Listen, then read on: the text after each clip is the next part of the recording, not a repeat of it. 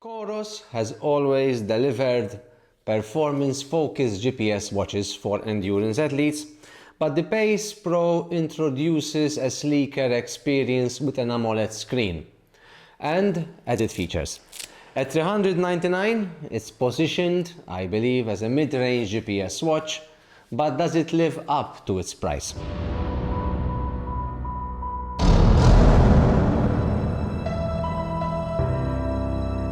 I start, the usual disclaimer.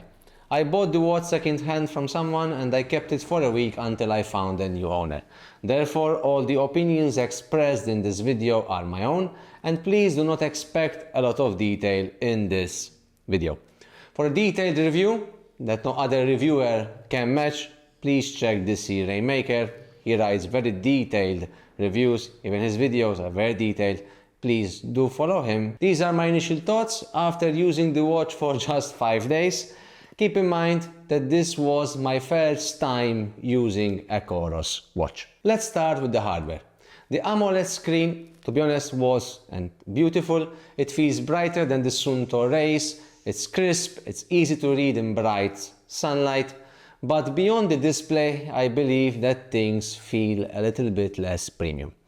The watch case is plastic and paired with stock band, it feels a little bit cheap. I replaced the band to a nylon band. It was slightly better, but I think it still feels cheap compared to similarly priced options. To be honest, for me it felt like a Garmin 745 type of watch. I had one, this plastic feeling, so it's like a sports watch. The plastic bezel is also prone to scratches. Previous owner just dropped it once and it got very tiny scratches. There's also no sapphire glass, which again for me it's always a bit let down. I believe that any watch over €400, it needs to have at least sapphire glass to protect your investment. Software is a mixed bag, so I'm gonna start with the negatives out first and then I go to the positive. The interface feels a bit outdated. Okay, with the icons on the watch which look like an old version of a MyUI or a CyanogenMod mod from the period of this HTC Legend or Samsung Galaxy S2 when you used to modify the operating systems. No morning report for personalized daily summary. The SPO2 is on demand only, so there is no option to continuous track overnight. You can't edit complications on the stock watch face, but you have the option to actually press the back button and it toggles or scrolls through multiple data fields.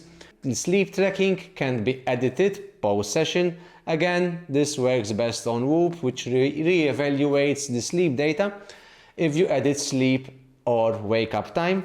Some settings you have to change globally and not per sport profile, such as the display, whether you want it always on or not, so you have to change the global setting in that case. That said, there are meaningful positives as well. First of all, you can interact with the widgets via the dial, example scrolling through a chart throughout the day, etc. So you can actually use the dial and you can check at particular instances what your heart rate was, etc. It supports multiple Bluetooth heart rate monitors. It shows their name and, where possible, even the battery levels, which is a nice thing. GPS tracks were excellent, especially in the road running and trail running. In open water, it was a little bit off compared to my Sunto race, however, nothing extreme.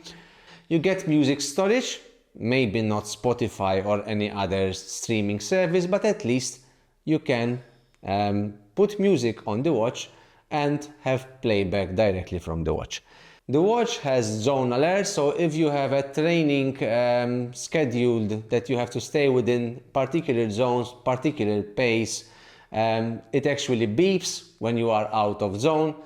It does not tell you over the headphone even when you are connected with the watch, however it does beep pretty loudly and notifies you that you are out of zone or within the zone, and it beeps as well when your scheduled workout is over. Just pay attention because it just pauses the workout. So if you continue, it will be just paused at either the time of finish or distance that you set up. Sleep tracking, especially wake up time and sleeping time, I find them slightly more accurate than the Sunto Race for that week that I wore it.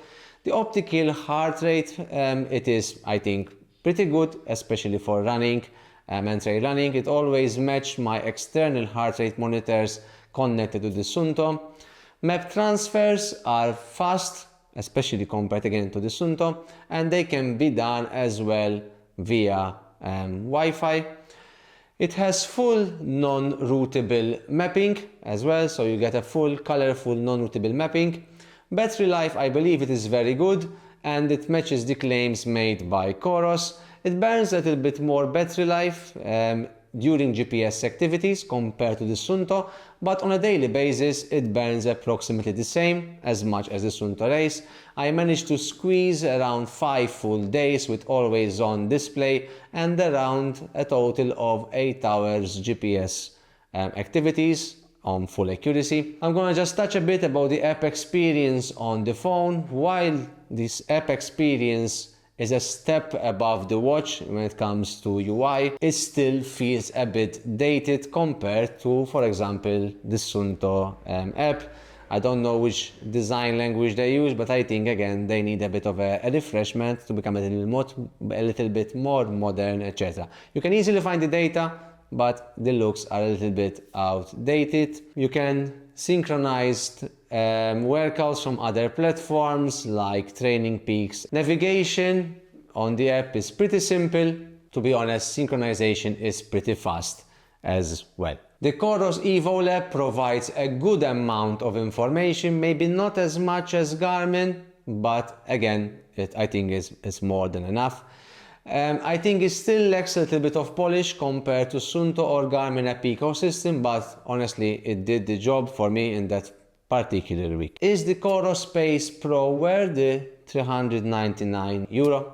If you're looking for a GPS watch with solid training features and a nice AMOLED screen, I think at a decent price point, especially when you compare it to the latest Garmin offerings, I think it might be a good watch for you. Personally, would I buy it? Most likely not. I won't buy it because it feels too plasticky and not that premium. I would prefer the Sunto Race, and even the Sunto Race S, the build quality feels much better. Plus, I really don't like the software on the watch. I might consider the Coros if I did not wear it on a daily basis to work, etc. Just if I need a sports watch and maybe I don't really care about the sleeping and recovery, so you just put it on my wrist, go for my run and then goes back in the drawer. That's when I think I would choose the Coros. I'm not sure whether you have tried any Coros watch before. If yes, do you like it? And what matters to you the most? Would it be the build quality or training features? Drop your thoughts in the comments below. Again, I will try to answer all the questions that you asked me to best of my knowledge. If something that I did not try, I will not answer it. I might guide you to something or someone else. If you find this video helpful, hit like, subscribe, and check out my next videos for some more honest reviews. Thank you very much for watching. See you in the next one.